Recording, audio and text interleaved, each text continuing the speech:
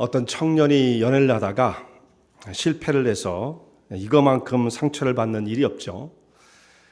낙심이 되고 상심이 돼서 이 괴로운 마음을 어떻게 치료를 하고 힘을 얻을 수 있을까 생각을 하다가 성경 말씀을 위로를 얻기 위해서 성경 말씀을 읽고자 했습니다. 성경 말씀이 너무 두껍잖아요. 어디서부터 읽어야 할지 66권이나 되는데 그래서 이걸 어디부터 읽을까 생각을 하다가 차례를 보니까 그 중에 이제 제목을 보니 거기에 전도서가 있는 거예요. 그래서 이 사람이 아마 이 전도서를 읽으면 여기에 위로라든지 어떤 교훈이라든지 내게 주는 좋은 말씀이 있을 것이다. 그래서 지금 아픈 상처도 좀 치유를 받고 힘을 얻을 수 있지 않겠는가 생각을 해서 이 전도서란 말이 가장 마음에 들어서 이 책을 읽어보고자 했습니다. 이 책을 읽어가는데 읽다 보니까 어떻게 내 마음을 그렇게 잘 아는지 내 마음에 마치 들어왔다 나간 사람처럼 여기 있는 그 모든 표현들이 그냥 다 마음에 와서 감동이 되는 거예요. 그래서 참 내 사정을 잘 아는구나 이렇게 생각을 했는데 근데 가면 갈수록 이 말씀을 통해서 위로를 받아야 되는데 그냥 모든 게 다 헛되고 헛되다 이런 말씀을 하니까 읽다 보니까 자기가 원래 목적했던 바는 다르게 너무 생애가 가치 없다는 것을 발견하기 시작하는 겁니다. 야, 이렇게 이럴 바에는 이런 고통을 당하면서 내가 무엇하러 살아야 되나 오히려 디프레스에 빠지게 되었다는 거예요. 이게 실제로 있었던 일입니다. 한국에서 어떤 사람이 제가 들은 얘기입니다. 전도서를 읽다가 이렇게 굉장한 디프레스에 빠졌다. 전도서에 있는 말씀을 부분적으로만 읽고 그 말씀의 전체를 이해하지 못하게 되어지면 이 사람이 생각하는 것처럼 이렇게 회의에 빠질 수가 있어요. 모든 것이 헛되다. 모든 것이 의미가 없다. 이 땅에서 행하는 것들이 다 헛된 것이다. 그러니까 사람이 삶의 의욕이 일어날 수가 없지 않겠습니까? 그래서 위로를 받으려고 이 책을 읽던 사람이 오히려 더 비관적인 생각을 가지게 되고 정말 내가 이럴 바야 살아서 무엇하나 이런 생각까지 들게 되어서 자살의 충동을 느꼈다는 이야기를 듣게 되었어요. 물론 그 사람이 죽지는 않았습니다. 다행히도요. 성경책을 읽고 자살하면 어떻게 되겠습니까? 큰일 나는 거죠. 예. 근데 이제 이런 그 전도서를 읽는 가운데에 그런 무력감 같은 걸 느끼는 이유가 무엇이냐면 앞에 부분만 읽었기 때문이에요. 전도자 솔로몬이 상한 마음을 가진 사람들에게 주고자 했던 메시지는 이 세상의 삶이라는 것은 이처럼 헛되고 의미 없다가 메시지의 본질은 아닌 거거든요. 그럼 우리가 정말 그야말로 뭐하러 살겠습니까? 사람들이 혹시 그렇게 느낄지 모르는데 어떻게 하면 그 헛된 것처럼 보이는 인생이 가치를 발휘하고 길을 찾을 수 있겠는가의 그 메시지를 던지고자 하는 것이 전도서의 말씀인 것입니다. 그러니까 우리가 이 말씀을 좀 인내심을 가지고 읽을 필요가 있어요. 전체에서 주시는 메시지가 무엇인지를 함께 생각해야 하는 것입니다. 솔로몬에 대해서 제목을 생각하다가 인생 구단이라는 생각이 들었어요. 우리가 이제 바둑의 그 최고의 고수를 우리가 바둑의 구단이라고 그러잖아요. 구단. 더 이상은 없어요. 10단, 11단이 가는 게 없습니다. 그래서 구단이 되어지면 이 사람은 더 이상이 없고 그런 사람을 갖다가 신수라고 말해요. 신수. 신이 딱 그 바둑의 그 점을 딱 놓듯이 그 정도의 경지에 이른 사람을 바둑 구단이라고 말을 합니다. 그러니까 최고의 경지에 이른 사람이에요. 바둑뿐만 아니라 우리가 정치하는 사람도 정치 구단이라는 말을 쓰죠. 교묘하고 술수가 있고 앞에 있는 일들을 꿰뚫어 볼 수 있는 그런 정치적 감각이 뛰어난 사람을 정치구단 이렇게 쓴단 말이에요. 그런데 그런 것만 있는 것이 아니라 제가 생각할 때 이 인생에 있어서도 구단이 있을 수 있지 않겠는가 생각을 하면서 아마 솔로몬이 거기에 해당되어진다라고 생각합니다. 왜 그러냐면 그 사람은 그야말로 다양한 인생의 경험을 치루었던 사람입니다. 다윗의 아들로 태어나서 다윗이 이스라엘 나라를 건강하게 만들고 강력하게 만든 이후에 그 아들 솔로몬에게 물려줬습니다. 왕위를 이어받은 솔로몬은 이스라엘 역사 가운데 가장 번영한 번성기 전성기의 임금으로 이스라엘을 다스리는 정말 그런 기회를 얻게 되었습니다. 최고의 태평성대를 이때 누리게 되었습니다. 솔로몬 시대에는 그래서 구약 성경에 나타난 솔로몬 시대에는 어떤 의미를 갖느냐면 성경의 구약 성경의 솔로몬 시대가 하나님 나라는 아니지만 하나님 나라의 예로 제시되어진 그 상황이에요. 솔로몬이 다스리던 그때는 전쟁도 없었고 평화가 있었고 산들마다 자기의 포도나무와 무화과나무 아래에서 평안하고 안전하게 살던 그 시대였으니까 이때는 바로 하나님의 통치가 이루어지는 평안과 복이 넘쳐지는 하나님 나라의 모델로 제시가 되어진 겁니다. 물론 그 나라가 하나님 나라는 아니에요. 하나님 모델, 그림자였다는 말씀이죠. 하여튼 그만큼 솔로몬 시대는 이만큼 축복이 넘치는 시대였던 것입니다. 그는 그야말로 걱정할 것이 전혀 없었습니다. 남부러울 것이 없었습니다. 다 그 사람을 부러워하지 솔로몬이 다른 사람을 부러워할 이유가 없는 거예요. 모든 나라들이 다 솔로몬에게 와서 굴복하고 조공을 드리고 당신의 나라와 우리가 잘 지냈으면 좋겠습니다. 이렇게 화친을 청해오는 그런 시대였던 것입니다. 줄지어 왔던 것이죠. 물론 그 주변에 큰 나라들이 많았어요. 애굽 같은 나라는 굉장히 전통적으로 큰 나라입니다만 애굽도 이 솔로몬이 다스리는 이스라엘을 함부로 할 수 없을 만큼 강한 전성기를 맞았던 시대였던 것입니다. 솔로몬은 그 가운데서도 특별히 우리가 알고 있기는 지혜의 왕이었잖아요. 지혜로운 사람, 최고의 지혜로운 사람이었어요. 우리 성경에 있는 말씀, 열왕기상에 있는 말씀 보면 솔로몬의 지혜에 대해서 말씀을 할 때 그 중에 대표적인 게 뭡니까? 임금이 되자마자 어떤 여인이 자기 아들 죽은 그 아들을 데리고 와가지고 또 다른 한 여인이 또 똑같이 아들을 낳는데 죽은 아들이 자기 거라 사는 아들이 내 거라고 하면서 두 사람이 막 재판하는 경우가 있었잖아요. 그때 우리는 이제 그걸 잘 늘 익숙한 말씀이기 때문에 솔로몬이 이제 판결을 내린 건 그냥 뭐 잘했구나 이 정도 생각하지만 굉장히 난감한 시대죠. 지금이야 뭐 유전자 검사를 해가지고 금방 알겠지만 그때는 우기면은 이걸 처리 주시는 방법이 없던 시대였거든요. 과학의 시대가 아니니까. 근데 그 솔로몬이 두말을 할 것도 없이 고민할 것도 없이 그냥 한마디로 판결을 내려줍니다.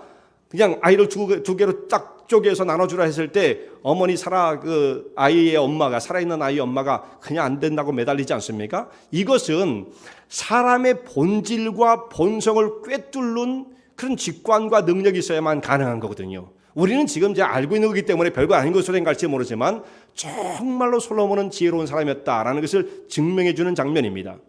순간에 그것도 뭐 오래 걸리지도 않았어요. 그 자리에 직접 자기가 그 모든 판결을 해줍니다. 이런 지혜로운 사람이었어요. 그가 지혜를 가졌을 뿐만 아니라 지식이 풍부한 사람이었습니다. 지식이 풍부한 사람. 그는 이 자연과학에 있어서도 조예가 깊은 사람이었어요. 그래서 레바논에 있는 동식물, 그런 식물도 동물도 여기에 대해서 전문적으로 연구하는 과학자였던 것입니다. 이런 사람 많지 않죠. 그런데 이제 한쪽 분야에 과학의 분야에 탤런트가 있는 사람은 이쪽 인문과학 쪽에 약한 경우들이 대부분이에요. 또 이쪽이 강한 사람, 그러니까 수학이 강한 사람은 국어가 약하고 뭐 이런 게 있잖아요. 그런데 이 사람은 그렇게 사이언스 쪽에도 능력이 많은 사람이었지만 그 레바논과 이 지역에 있는 모든 동식물들, 식물과 채소, 곤충, 어류 뭐 이런 거에 대해서 다 논문을 쓰는 사람이었어요. 과학적인 탐구의 정신이 깊었던 사람이죠. 뿐만 아니라 그는 인문학에도 조예가 깊었던 사람이에요. 철학과 사상 그리고 창작, 시를 짓는 것. 그래서 그가 성경에 있는 말씀을 보면 잠언 3천을 말했다. 노래하는 것은 노랫말은 1,005을 그가 노랫말을 지었다. 이런 말씀이 나옵니다. 성경에 그의 지혜에 대해서 말하기를 열왕기상 4장에 있는 말씀을 보면 하나님께서 솔로몬에게 지혜와 총명을 심히 많이 주셨는데 세계의 모든 석학보다 더 지혜로운 총명을 그에게 주셨고 그의 총명이 어느 정도냐면 바다의 모래처럼 풍부했다. 이런 말씀을 하고 있어요. 그러니까 그 사람과 비교할 수 있는 사람이 없었던 거예요. 애굽이라는 나라에 얼마나 땅이 넓고 사람이 많았고 학자들이 많았겠습니까만 이 솔로몬과 비교할 수 있는 사람이 없었던 것입니다. 그래서 동양 전체를 일컬어서 솔로몬의 지혜가 최고였다. 역사에 남는 사람이었던 거죠. 이런 지혜로운 사람이었어요. 그래서 그의 이름이 지혜로운 이름이 얼마나 널리 퍼졌느냐면 아프리카 대륙까지 퍼지게 되었습니다. 그래서 지금으로 직선거리로 따져도 한 1500마일 정도가 되는데요. 이 이디오피아라는 곳인데 그때 성경에는 스바로 표현되어 있습니다. 거기에 있는 왕이 솔로몬을 찾아 그를 만나기 위해서 수행을 오게 되었습니다. 그 먼 길, 이것은요 국가적인 운명을 건 겁니다. 당시의 교통수단이 지금 같지 않았기 때문에 오다가 도중에 실패할 수도 있는 거고 잘못하면 죽을 수도 있는 거예요. 그럼 나라가 어떻게 되겠어요? 그런데도 솔로몬을 보고 싶은 그 마음 때문에 그 먼 곳에서부터 수행을 이끌고 또 솔로몬에게 갖다 바칠 수많은 그 물품들을 가지고 그를 직접 찾아왔던 것입니다. 나라의 운명을 걸었고 자기의 생명을 긴 여행했지만 그를 만나고 감탄을 하게 되어지죠. 내가 정말 살았다고 생각하게 되어집니다. 솔로몬의 지혜를 직접 만나고 싶었던 사람이 한둘이 아니었던 거예요. 이렇게 그는 주변 있는 모든 사람으로부터 부러움을 자아내고 태평성대를 누리는 사람이었습니다. 그러니까 아무것도 걱정할 것이 없는 거예요. 그런데 솔로몬은 이것으로 만족하지 않았습니다. 지혜가 다는 아니다 라고 생각을 하게 된 것이죠. 솔로몬이 자신에게 말합니다. 내가 시험적으로 즐겁게 하는 것을 다 행해보리라. 마음껏 낙을 누리도록 한번 해보겠다. 제한을 두지 않았던 거예요. 이 사관이라는 것이 왕으로 살아도요 지루하고 따분한 것이 있었던 모양이에요. 그러니까 어떻게 하면 재밌게 살 수 있을까? 어떻게 하는 것이 최고의 행복인가? 자기가 할 수 있는 것을 다 해보고자 했던 것입니다. 더 자극적이고 짜릿한 것은 무엇일까? 이 사람이요 왕이었기 때문에 그것을 막을 수 있는 사람도 없었고 또 그 정도의 능력을 가지고 모든 수단을 다 동원해서 하고 싶은 것을 해보고자 했던 것입니다. 그래서 세상에서 가장 사람을 행복하게 만드는 것이 무엇인가를 찾고자 했던 것입니다. 심지어 솔로몬이 이런 가운데서 무슨 일까지 하게 되냐면 이스라엘의 우상을 끌어들이는 일까지 하게 되어져요. 결국 그 나라를 타락하게 만든 일까지 행한 사람이 솔로몬이었습니다. 이것이 무슨 일이든지 금하지 않고 다 행하는 가운데 이루어진 일이죠. 물론 국가의 전략적인 것도 있었지만 그 모든 것을 취해보는 가운데 이방의 여인을 취하는 가운데 그런 가운데 이루어진 일이기 때문에 결국은 결과적으로 그 땅의 우상을 끌어들이는 일까지 하게 되어지고 이 일 때문에 나라가 나중엔 북왕국과 남왕국으로 나눠지게 되었던 것입니다. 솔로몬은 나중에 전도서, 잠언 그리고 아가서를 쓰게 되어집니다. 이게 신앙의 깊은 영적인 그 내용을 담고 있는 말씀이에요. 이 글을 남기는 걸로 봤을 때 그가 나중에 말년에 그가 이제 그 우상을 끌어들이고 이렇게 하나님을 제일 처음엔 바르게 섬기는 사람이었지만 도중에 곁길로 갔다가 맨 나중에 다시금 하나님께로 돌아온 것으로 보여요. 그 시점이 정확하게 나와 있지 않지만 잠언과 전도서, 아가서의 그 깊은 영적인 말씀을 쓰는 것으로 봤을 때 그의 그 속에 그의 인생의 모든 깊이가 다 담겨 있다는 말씀이에요. 그의 인생의 자기의 지금까지 지나왔던 길들을 돌이켜보면서 남긴 글인 것입니다. 그러니까 그 모든 것을 경험해보고 다른 사람이 체험하지 못한 것까지도 그런 모든 과정들을 체험해 본 사람으로서 인생의 그야말로 모든 깊이와 경험을 이룬 사람으로 최고의 고수로 불릴 수 있는 구단으로 불러도 무방할 것으로 보입니다. 그런 사람이에요. 지혜가 있었던 사람이고 수많은 경험을 이루었던 사람이에요. 그러니까 솔로몬이 시도해봤던 것을 전도서 2장에 말씀을 하고 있는데요. 3절부터 보면 그가 즐거움을 찾기 위해서 행했던 것들을 말씀하고 있습니다. 차례도 설명하고 있는데 지혜를 동원해서 자기가 가지고 있는 모든 지혜를 동원하여 할 수 있는 것을 다 하고자 했던 것입니다. 아무거나 한 것이 아니에요. 권력을 가지고 지혜를 가지고 할 수 있는 모든 것을 다 하고자 했던 것입니다. 3절 말씀에 보면은요. 2장 3절 말씀, 우리가 지금 이제 2장 10절 말씀부터 읽었습니다만 2장 전체의 내용 중에 솔로몬이 시도해 본 것들을 쭉 말씀을 하고 있는데 거기 이런 말씀이 있습니다. 어리석음을 취하여서, 이런 말씀이에요. 중간 부분에 보면 이런 말씀이 나오죠. 어떻게 하여야 어리석음을 취하여서 천하 인생의 종신토록 생활하며 어떤 것이 쾌락인지 알까 하여. 이게 무슨 말씀이냐면 어떤 것도 금하지 않았다는 거예요. 내가 행복해질 수만 있다고 한다면, 내가 쾌락을 느낄 수만 있다고 한다면 어리석다고 하는 것이라 할지라도 금하지 않고, 그러니까 이건 모든 것을 다 동원해 봤다는 뜻이죠. 모든 것을 다 동원해 자기를 즐겁게 하고자 했었다. 어떻게 해야 사람이 행복해지는가? 여기 물론 쾌락이라는 것이 좁은 의미의 육체적인 것만이 아니에요. 정신적이고 모든 것을 다 총망라하는 것입니다. 그 가운데 동원됐던 것이 제일 먼저 술이 나옵니다. 솔로몬이 술을 마셨다. 솔로몬이 술 마신 거야 이건 뭐 그 사람만 하는 건 아니잖아요. 사람이 맘만 먹으면 이거야 못할 것이 없지 않겠습니까? 다른 사람도 할 수 있는 거예요. 그런데 그 다음부터 나오는 것은 솔로몬만 할 수 있는 거예요. 이건 그 사람이 왕의 지위와 권한이 아니면 할 수 없는 것들이 쭉 뒤에 나옵니다. 무슨 말씀이 나옵니까? 그 뒤에 보면 사업을 크게 행하였다. 이 왕이 나라를 경영하는 일이니까 이게 보통 일이 아니죠. 그리고 왕이 그냥 나라만 한 것이 아니라 사업까지 장려를 하는 그런 어떤 경영을 이루었던 사람, 그렇게 말씀을 하고 있어요. 집을 지었어요. 이게 보통 집이 아닙니다. 그가 솔로몬 성전을 7년 만에 지었는데 자기의 왕궁은 몇 년 만에 지었냐면 13년 동안 지었어요. 이것은 다윗이 물려준 그날의 최고의 번영한 상태, 그것을 기반으로 해서 국가의 모든 능력을 다 동원해서 성전을 7년간 지었어요. 그러니까 얼마나 화려하겠습니까? 그 이후에 그 일이 끝나고 난 다음에 자기의 왕궁은 13년, 거의 2배 걸렸죠. 나라의 모든 힘을 동원해서 최고의 화려한 건물을 지었습니다. 동산과 과원을 가꾸었습니다. 노비도 많았다 이렇게 말씀해요. 노비도 사기도 하고 자기 집에서 난 그런 노비도 길렀고 또 금과 은이 없는 것이 없었다 말씀하고 있어요. 왕의 보배들이 있었고 없는 것이 없었습니다. 노래하는 자, 그 왕궁에 이런 사람들을 다 불러놓고 악기를 연주하고 노래하고 이런 사람들을 자기 왕궁에 꽉 채우게 되었습니다. 또 이제 여기 이런 말씀이 나와요. 처와 첩이 얼마나 많았는가? 여러분 이 솔로몬이 얼마나 처와 첩이 많은지 아십니까? 1000명이에요. 1000명. 예. 여기 보면 그렇게 말씀되어 있어요. 후비가 700이요 빈장이 300. 여기는 열왕기 상에 있는 말씀입니다. 그렇게 많은 후비를 두었어요. 그러니까 솔로몬이 궁궐이 얼마나 화려했는가를 짐작할 만한 거죠. 1000명의 자기 후궁들을 거느리고 살만한 그런 왕궁이었다고 한다면 얼마나 호화롭고 규모가 컸던지 상상할 수 있습니다. 10절 말씀, 전도서 2장 10절 말씀 보면 어떤 것이라도 자기가 원하는 것이라면 금하지 않았다. 하고 싶은 대로 다 했던 거죠. 그걸 못하게 하는 사람도 없고 자기가 모든 능력을 다 동원해서 하고 싶은 일을 다 행하게 되었습니다. 그런데 그 뒤에 뭐라고 말을 하느냐?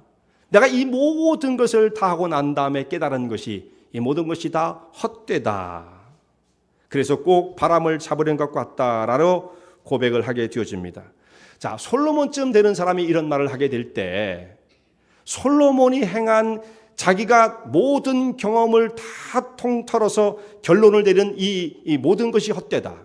바람을 잡으려는 것 같다. 이 말은 정말 의미가 있는 말이에요.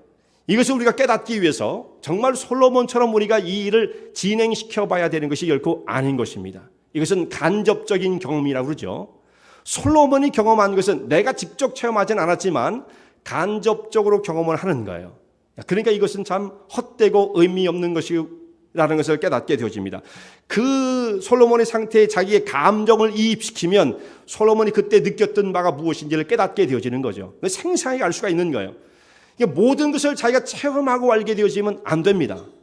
다른 사람이 체험한 것도 내 체험이 될 수가 있는 거예요. 그건 간접적인 거죠. 직접 체험해서 알겠다. 나는 솔로몬이 한 것처럼 나도 똑같이 해보겠다. 이건 큰일 나는 거죠. 세상에선 다 그런 식으로 알게 되어지는 것이 아닙니다. 만약에 우리가 핵폭탄을 예를 든다면 핵폭탄의 위력이 얼마나 센지 나는 실제로 체험해보지 않으면 모르겠다. 그걸 알고 싶다. 이러면 큰일 나는 거 아니겠어요? 거기 히로시마에 떨어진 핵폭탄의 위력이 얼마였던가라는 것을 알려주면 그것을 간접적으로 체험하게 되는 거고 그 위력을 알게 되어지는 거죠. 그런 것처럼 솔로몬이 그 모든 것을 다 통틀어서 자기의 삶을 회고하며 이 모든 것이 헛되다라고 한다면 우리가 적어도 이 땅에서 행하는 그 사람의 인간적인 생각들이 얼마나 헛된 것인가를 간접적으로 충분히 이해할 수 있다는 말씀이에요. 또한 그가 지혜를 어떻게 말합니까? 앞에 있는 것은 쾌락이라고 말할 수가 있고요. 그 뒤에는 지혜예요. 지혜는 어떤 의미를 가지고 있는가? 지혜에 대해서 그는 굉장히 최고인 것으로 물론 여깁니다. 지혜가 굉장히 중요한 거예요. 그런데 그 지혜도 결과적으로는 의미가 없다. 이렇게 말을 합니다. 여기 말하는 것을 보면은 솔로몬이 지혜에 대해서 말을 하고 지식에 대해서도 말을 하는데 이게 두 가지를 같이 이렇게 서로 교환해서 써요. 여기서 말하는 것은 우리가 지혜와 지식을 엄밀히 나눌 수 있습니다만 여기 있는 말씀은 지혜로 표현해도 지식에 가까운 그 말씀들이에요. 그래서 이 지식을 얻기 위해서 사람이 노력하지 않으면 지식을 얻을 수가 없죠. 지금 한국 같은 경우에 이제 아이들이 대학을 가는데 내가 작년에 그 한국 가서 이런 얘기를 들었어요. 제가 있을 때마다 그런 말이 없었는데 대학을 가기 위해서는 중학교 다니는 애가 고등학교쯤 갈 때에 이미 고등학교 3년 과정을 다 마치고 가야 된답니다. 그걸 밖에서 다 배우는 거예요. 그게 선행학습이라고 그러죠. 다 배우고 난 다음에 고등학교에 들어가면 그가 처음부터 새로 배우는 것이 아니라 자기가 배웠던 것들을 그냥 복습하는 정도. 그럼 시험 보면 웬만한 걸 다 맞아야 되는 거예요. 고등학교 1학년 돼도 고3까지 웬만큼 다 끝내놓고 들어가는 아이들, 이런 아이들은 좋은 대학을 가는 거고, 그렇지 못하고 그냥 고등학교에 들어가서 아이들이 하는 것만큼 따라가는 아이들은 뭐 적당한 데를 가는 거고, 뭐 이렇게 돼 있더라고요. 그래서 얼마나 대학 가는 것이 어려운지 그 지식을 얻기 위해서 아이들이 수고하는 걸 보면 참 불쌍할 정도란 말씀이죠. 근데 한국만 그런 것은 아니고 여기도 대학에 가기 위해서는 얼마나 경쟁이 치열합니까? 지독하게 공부를 해서 살아남는 아이들이 대학을 가는 거예요. 근데 한국은 좀 대학에 들어가면 좀 낫습니다. 근데 여기는 대학을 가면 그것으로 끝나는 것이 아니라 거기서 또한 살아남기 위해서 엄청난 경쟁을 해야 되는 것이죠. 이렇게 해서 공부를 마치고 대학을 졸업하게 되어지면 그렇다고 해서 성공적인 삶을 살아가느냐? 꼭 그런 것은 아니에요. 자, 지식을 얻는다는 것은 대단히 중요해요. 솔로몬도 그렇게 어느 정도 인정을 합니다. 사람의 지혜가 우매함보다 뛰어나다. 이렇게 말씀을 하고 있죠. 빛이 어둠과 비교가 되어지고 훨씬 더 뛰어난 것처럼 사람의 지혜가 우매자보다 훨씬 더 뛰어난 건 당연한 것이죠. 그런데 문제는 뭐냐면 그 지혜라는 것, 지식이라는 것이 인생의 삶에 미치는 영향이 그렇게 크지 않다는 거예요. 조금 지나가면 모든 것이 다 똑같아지더라라는 말씀이죠. 우매자나 지혜자나 똑같을 것이라는 거예요. 자, 여기서는 조금 달라 보이지만 결과적으로는 같습니다. 지식을 가진 사람이라 할지라도 혹은 우매자라 할지라도 사람이 죽으면 그 흙 속으로 돌아가고 모든 것이 다 잊어진 바 되더라는 말씀이에요. 지식을 가진 사람이 그것을 뛰어넘을 수 있습니까? 결코 그럴 수가 없는 거죠. 그리고 이 땅에서 지식을 많이 가진 사람들 중에서도 말이죠. 정말 어리석은 사람이 얼마나 많아요. 공부한다고 해서 사람이 다 똑똑해지는 것은 아니더라고요. 헛똑똑이들이 얼마나 많은지 모릅니다. 공부를 많이 했다는 것, 지식이라는 것이 그 사람의 인격과 성품을 향상시키는 것은 아니더라고요. 인생에 당하는 숱한 문제들을 가지고 그 지식을 통해서 그것을 해결할 수 있는 사람이 없어요.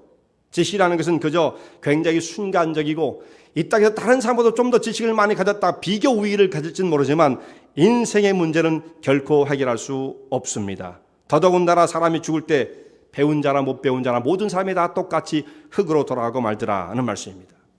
제가 본 그 영화 중에 제가 이 영화 얘기를 가끔 하는데 제가 뭐 영화 뭐 광은 아니지만 그 아마데우스를 본 그 기억이 아주 너무 강렬하게 제 기억 속에 남아 있습니다. 아마 이게 한 30년도 더 된 것 같은데요. 그때 그 영화를 보면서 지금까지도 생각나는 장면이 하나가 있어요. 음악의 천재였던 모차르트가 나중에 이제 죽게 되어지잖아요. 한 30 몇 살에 죽죠. 이른 나이에 그가 죽게 되어지는데 그 영화 가운데 가장 안타까운 장면으로 기록된 그 부분이 바로 이 모차르트가 죽는 장면이에요. 그가 죽었을 때에 천재가 쓰러졌잖아요. 근데 그가 죽었을 때 이 거적대기 같은 걸 둘둘 말아가지고 이 수레에다가 그냥 덜썩 실은 다음에 그 사람을 이제 수레에 실어가지고 그 시체를 끌고 가가지고 이 크게 파놓은 웅덩이에다가 그냥 시체를 갖다 휙 집어 던지게 되어집니다. 그때 당시에 전염병이 돌고 있었기 때문에 모차르트의 그 장례식을 시간을 가지고 사람들을 모아놓고 치를 수 있는 그런 여유가 없었어요. 빨리 이 씬을 처리하지 않으면 안 되는 그런 상황이었던 것입니다.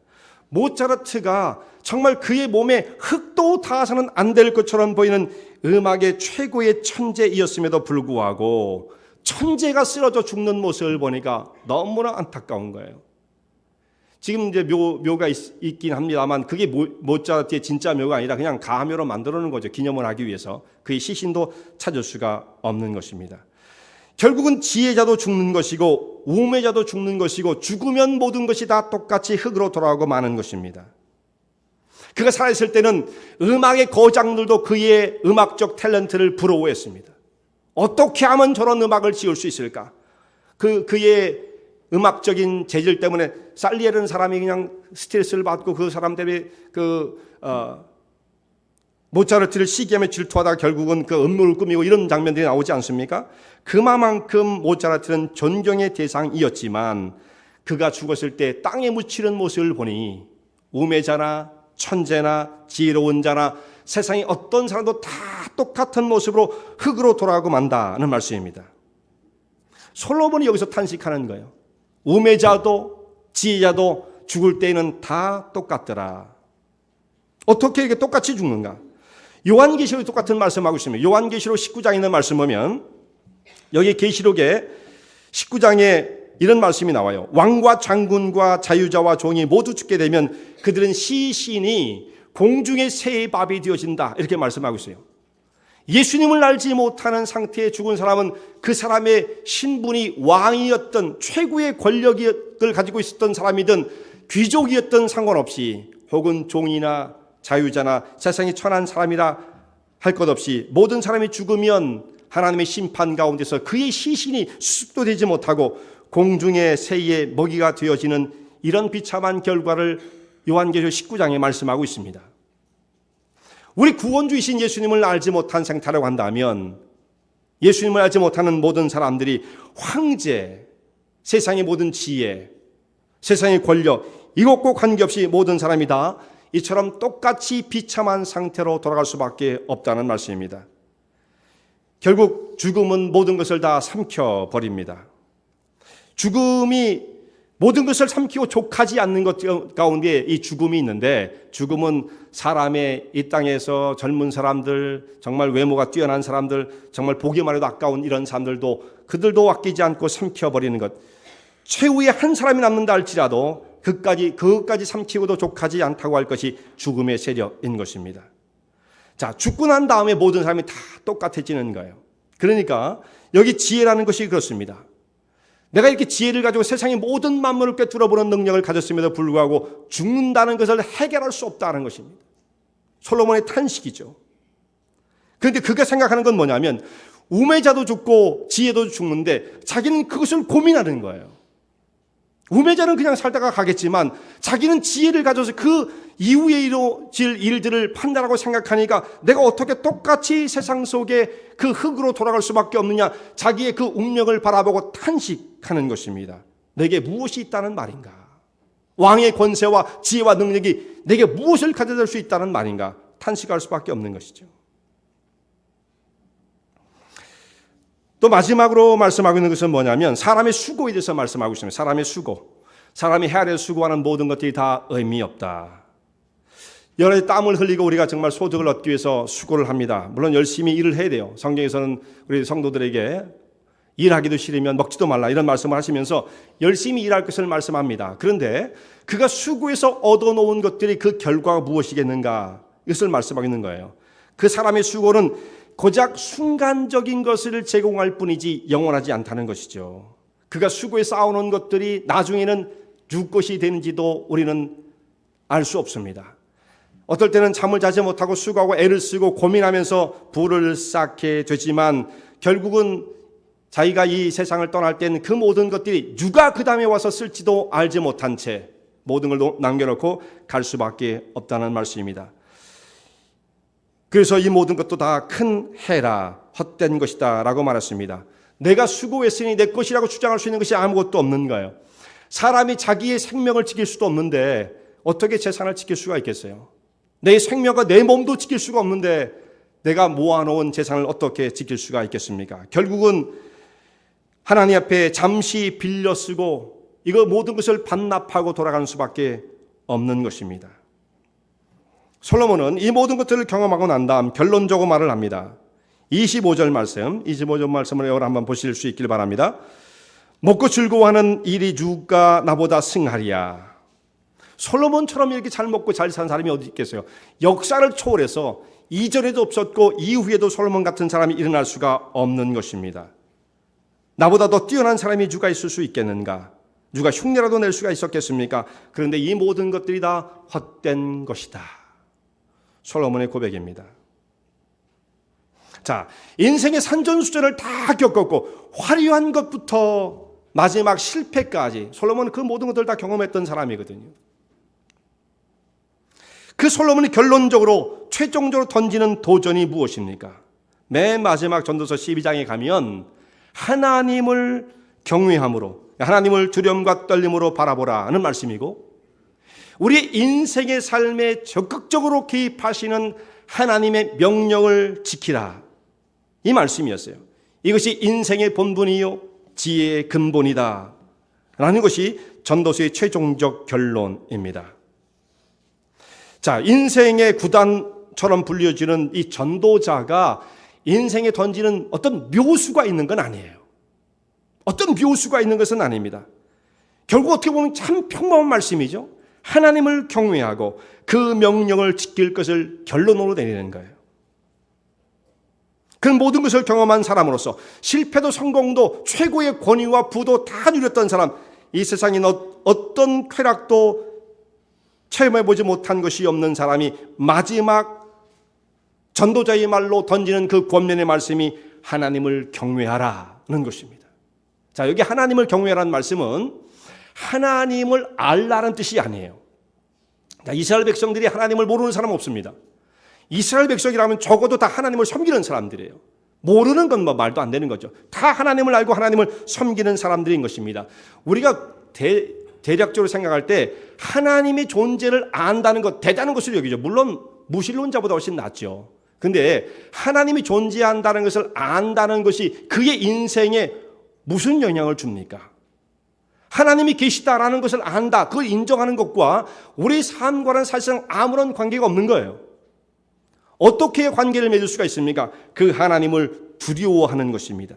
하나님이 존재하신다는 것을 인식하는 것, 안다는 것, 인정해 주는 것 가지고는 아무런 상관이 없습니다. 그가 말하는 것은, 솔로몬이 말하는 것은 그 하나님을 경외하라, 두려워하라 하는 말씀이에요. 하나님을 경외하라, 그 마음의 중심에 주님을 모시고 그 명령을 간직하고 살라. 이것을 인생의 승부수로 던져주는 것입니다. 자, 이 말에 너의 모든 인생을 걸어보라. 이 솔로몬이 던지는 메시지인 것입니다. 이 말씀을 온몸으로 살아낸 인물이 있어요. 성경에 수많은 사람들이 이와 같은 삶을 산 사람들이긴 합니다만 그 중에 오늘 요셉을 생각할 수 있습니다. 물론 솔로몬보다 훨씬 더 먼저 쪽의 사람입니다만 영적인 원리는 어느 시대나 다 마찬가지였던 것이죠. 요셉은 정말 자기의 삶을 가지고 이 솔로몬이 던지는 이 인생의 승부수와 같은 이 말씀을 자기 심령 속에 간직하고 삶을 살았던 사람입니다. 요셉이 애굽의 노예로 끌려가게 되어지죠. 형제들이 미움을 받아서 애굽의 노예로 끌려가게 되어집니다. 한순간에 신분이 다 빼앗기게 되어집니다. 아버지의 사랑도 빼앗기게 되어지고 자기의 신분도 다 없어져 버리고 아무것도 없는 노예의 신분으로 전락하고 맙니다. 주인의 소유물에 불과한 것이죠. 그렇지만 아무것도 남지 않은 가운데 요셉은 자기의 심령 속에 하나님을 생각하고 하나님을 바라보는 하나님을 향한 경외를 잃어버리지 않습니다. 그리고 하나님의 명령을 지키는 것을 자기의 생명처럼 지키고자 합니다. 여기에 그야말로 승부를 던지는 거예요. 그때 주인의 아내였던 보디발의 아내죠. 그의 아내가 끊임없이 요셉을 유혹해 옵니다. 그때 요셉이 그에게 한 말이 무엇입니까? 내가 어찌하여 하나님 앞에 득죄하리이까? 아무도 보는 사람이 없었지만 요셉의 마음속에는 하나님을 향한 경외의 마음이 있었기 때문에 내가 어찌 하나님 앞에 득죄하리이까? 하나님을 두려워하는 청년이었습니다. 인간적인 눈으로 보면 요셉은 어떻게 보면 빨리 성공할 수 있는 지름길을 놓친 것일 수도 있어요. 정말 수단 좋은 사람들은요, 이런 기회를 잘 이용해서 오히려 자기가 성공하고 세상적으로 출세하는 그런 기회로 삼을지도 몰라요. 근데 요셉은 그렇게 하지 않았습니다. 거기에 인생의 승부를 걸었던 것이 아니라 하나님의 말씀을 지키고 하나님을 경외하는 것에 자기의 승부수를 딱 던졌던 거예요. 어떻게 보면 그가 던졌던 그 승부수 때문에 그는 더욱더 곤욕을 당하게 되어집니다. 옥소에 갇히게 되어집니다. 억울한 누명을 쓰게 되어집니다. 그런데 하나님을 바라보는 요셉을 주님께서는 버리지 않습니다. 주님을 두려워하는 하나님의 사람 요셉을 하나님께서는 건져내시고 그가 이스라엘의 백성뿐만 아니라 이방의 백성들의 생명을 구원하는 구원자로서의 위대한 역할을 감당하게 하십니다. 이것이 하나님의 구원의 역사인 것입니다. 만약에 우리 생에 많은 것을 가지고 있음에도 불구하고 하나님이 계시지 않다고 한다면 그 사람은 아무것도 없는 사람이에요. 비록 우리 세상에서 많은 것을 소유하지 못했다 할지라도 우리 인생에 하나님께서 계시고 그 사람이 오늘도 하나님을 경외하며 주의 말씀을 심령소에 간직하고 있는 사람이라고 한다면 이보다 더 놀라운 축복은 없는 것입니다. 하나님을 경외하고 그 명령을 지켜라. 이 말씀을 붙잡고 이 거칠고 험한 세상 가운데에서 정말 인생의 승부수를 던지며 주님의 거룩한 백성으로 세워지는 하나님 귀한 종들 되시기 바랍니다.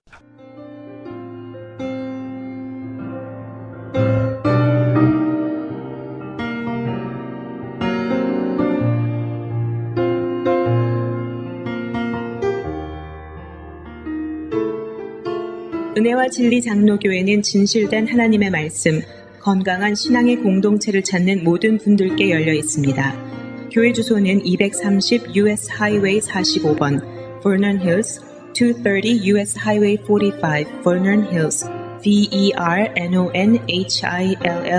위치하고 있으며 새벽 예배는 화요일부터 토요일까지 오전 6시, 금요 저녁 예배는 금요일 저녁 8시, 주일 1부 예배는 오전 8시, 2부 대예배는 오전 11시에 시작합니다. 이 설교를 들으시고 하나님의 말씀에 대해 궁금하신 점이나 신앙 상담을 원하시면 교회 전화 847-962-4412번 847-962-4412로 문의하시기 바랍니다.